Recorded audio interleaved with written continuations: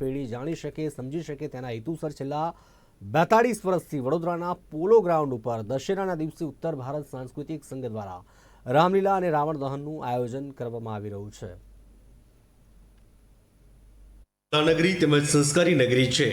સંસ્કારી નગરીના યુવાનોમાં સંસ્કારોનું સિંચન થાય અને ભારતીય સંસ્કૃતિને યુવાધન સમજી શકે, જાણી શકે તેના હેતુસર 42 વર્ષથી ઉત્તર ભારત સાંસ્કૃતિક સંઘ દ્વારા રાવણ દહન કાર્યક્રમનું આયોજન કરવામાં આવે છે, જેમાં સર્વપ્રથમ રામલીલાનો કાર્યક્રમ આયોજિત કરવામાં આવે છે અને મોટી સંખ્યામાં નગરજનો શ્રદ્ધાભેર જોડાતા હોય છે। કાર્યક્રમમાં રામાયણ સાર સાથે લોકોને સંબંધિત કરી રામાયણના બોધ સાથે માહિતી પૂરી પાડે છે। વર્તમાન પેઢીને રામાયણ થકી એક પુત્રનો પિતા અને માતા પ્રત્યે, એક પતિનું પત્ની પ્રત્યે અને એક ભાઈનું ભાઈ પ્રત્યે ફરજ સમજી શકે અને જાણી શકે તેના હેતુસર રામલીલાનું આયોજન થતું આવ્યું છે। તેમજ હંમેશા અસત્ય પર સત્યનો વિજય થાય છે તેને સમજાવવા માટે રાવણ, મેઘનાથ અને कुंभकर्ण महाकाय पुतળાનું दहन કરવામાં આવે છે। उत्तर भारत सांस्कृतिक संघ पिछले 42 वर्ष के, जैसा कि हमारे अध्यक्ष प्रवीण गुप्ता जी ने बताया, रामलीला रावण दहन का मंचन करता आ रहा है। हमारा जो रामलीला है 2.5 से 3 घंटे में पूरा किया जाता है। इसके पीछे उद्देश्य यही रहता है कि जो रामचरितमानस का जो उद्देश्य है या जो राम ने कहा है वो हम जन जन तक कैसे पहुंचाएं। हमारी ये रामलीला का थीम होता है कि 3 घंटा में जो एक श्लोक में पूरा रामचरितमानस है। आदो राम तपो बनादिगमनम हत्वा मृग कांचनम वैदेही हरणम जटायु मरणम सुग्रीव संभाषणम बाली निग्रहणम समुद्र तरणम लंकापुरी दाहनम पश्चात रावण कुंभकर्ण हननम एतद्धि रामायणम।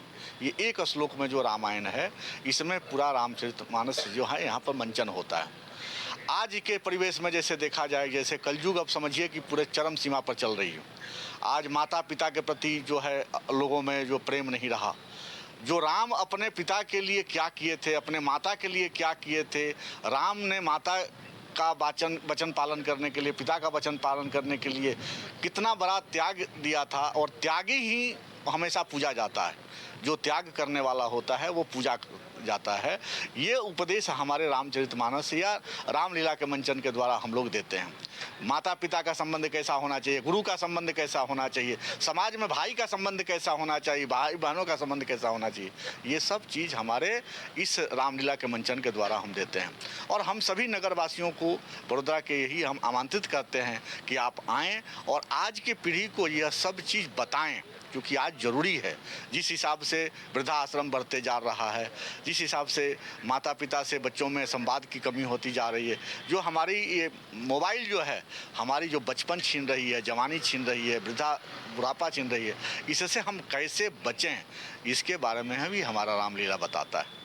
रामलीलाમાં 120 જેટલા કલાકારો ભાગ ભજવતા હોય છે। તેમજ રાવણ, મેઘનાથ અને કુંભકર્ણના વિશાળ વાંસના બાંબુથી બનાવેલ પ્રતિમા ઊભી કરવામાં આવે છે, જેમાં કાગળ કપાસથી વાંસની રાખડી હોય તેમજ દારૂ ખાનું મૂકવામાં આવે છે અને રામલીલા બાદ રાવણનું દહન થતું હોય છે।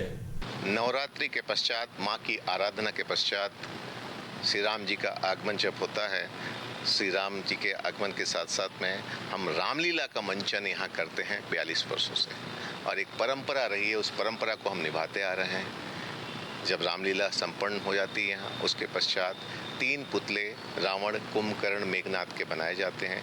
उन 3 पुतलों का दहन होता है और भव्य आतिशबाजी की जाती है। इस साल किस तरह का है? पिछले 1 महीने से हमारे रामलीला के कलाकार प्रैक्टिस कर रहे हैं।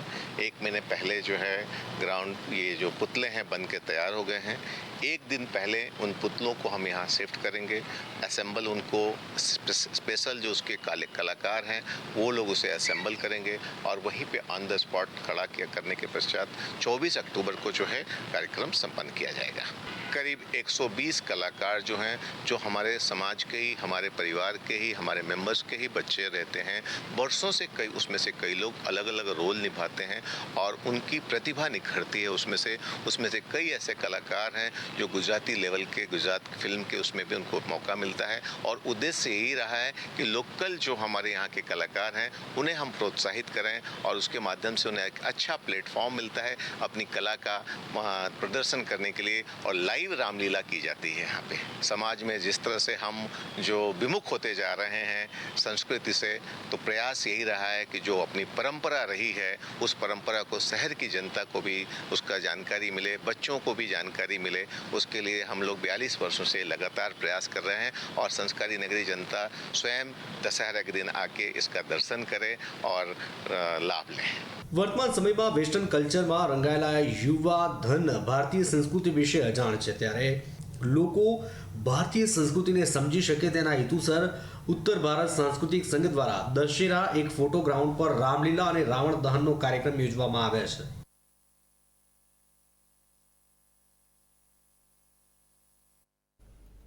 સમાચાર અહીં સમાપ્ત કરીશું. વધુ સમાચાર માટે આપ જોતા રહો નિર્માણ ન્યૂઝ. નમસ્કાર.